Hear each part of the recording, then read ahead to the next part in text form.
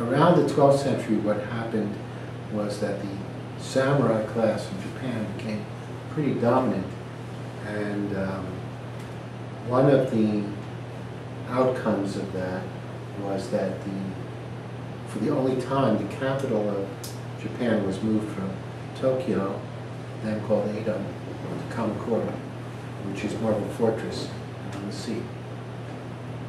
And Zen was very dominant then. And what happened was the teaching of what they called the ways, because Zen entered all the aspects of society. And the Zen arts, or ways, is more accurate, started to flourish, and that was many things: tea ceremony, calligraphy, flower arranging, martial arts of all kinds, all of that, and painting, sunye, music, and it became, you had teachers who taught the way, which was Zen, and you had teachers who taught the ways, which was teaching Zen through some particular discipline, whether it be tea ceremony or martial arts. And then there were Zen teachers who taught the teachers who taught that. The idea was that through the teaching, through learning through a particular form, let's say it was swordsmanship or tea, that the study of the way became a study of understanding and a study of performance. And for this group, that's really appropriate, because that's the second thing we do, excellence. And excellence is really teaching the ways. Now, we have different ways in contemporary life now, and it would include things that they never would have thought of then, like relationship or your job. But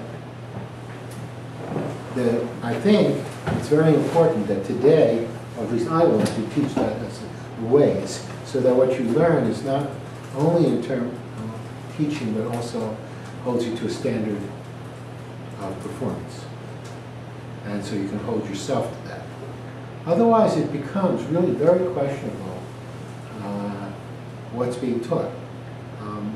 If you have a spiritual bent and you're looking for a spiritual answer, and that's all you're looking for, that certainly is taught in Zen and the way. But most of us are leading a life, and we also would like to develop in that life and develop certain things in that life. When I went to, and this was also true in the fourth way, that often Sufi teachers taught through something that they did, like playing an instrument, a drum, or rug making, or things like that.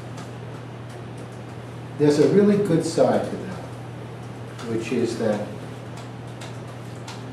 we can see more about ourselves and others, how we are, and study what we're focused on a little bit, types, through what we do and how we do it, and not just what we say. And that some of you have desires for particular forms of excellence, which studying away is that, but it's also a way to learn how to do many things. For example, I continue to study, and I study chess with my chess teacher, and really chess has no practical application. I mean, it does within the world of chess, people care how well you play. But for me, studying with Jeremy, it's much more than that. Through playing chess, I see how I do things, and I see where there are gaps and where there are faults, and what can be improved, and how my temperament is, and many things like that. Basically, one of the ways you study chess, because you can keep a record of a chess game, is that when you play a game, you look at it after you play it, and you see what you did, and you see why you lost, or won, or drew, or what was wrong with the way you were doing it. Same way that perhaps if you are doing some fighting, you can look at a tape of your match, and you can see what you did. When I studied Kung Fu, that was really, the teacher really liked that, because he was kind of technically minded, and in those days, see. This is the late 70s. It was kind of, people didn't use video so much. You know, it was kind of revolutionary that he thought that the way to teach Kung Fu was to videotape. And he was right. I mean, there are things you could learn from watching yourself fight or do a form that you would have taken so much longer to pick up if you weren't seeing yourself on film. You can see a lot more. It's objective. So,